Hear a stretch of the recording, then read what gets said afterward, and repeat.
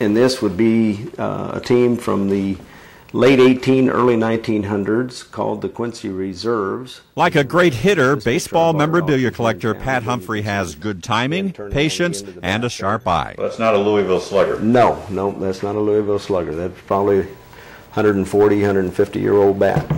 A lifelong baseball fan, Pat scours antique stores and auctions. He has old photos, old uniforms, and old baseballs. As you can see, like a great hitter, not much gets by him.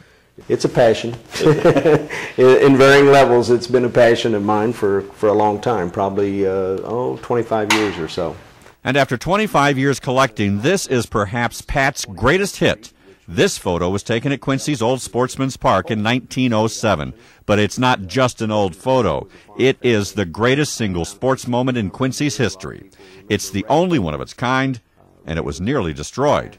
Someone saved it from a dumpster, though, and brought it to an auction.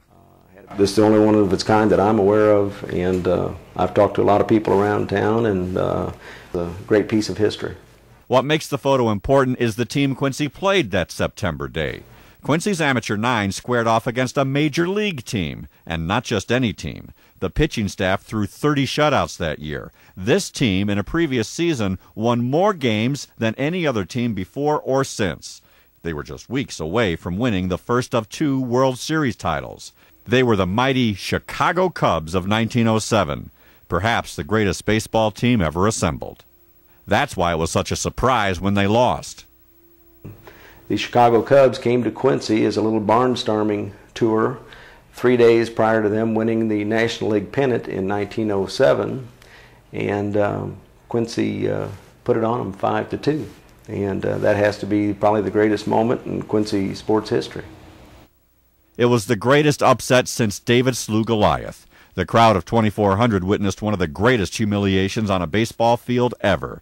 The Cubs fielded 6 of their starting 9 players, including Hall of Fame infielder Johnny Evers, Big Ed Rulbach, who threw the only doubleheader shutout in Major League history, Circus Sally Hoffman, so called because of his penchant for acrobatic catches in the outfield, and even Jack Feister, who allowed the fewest runs per game of any pitcher in the league that year. It was supposed to be easy money.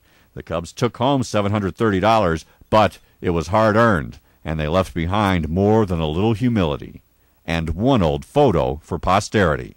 I will probably frame it and keep it in my collection, and then probably later on down the road it'll probably be passed to the Historical Society.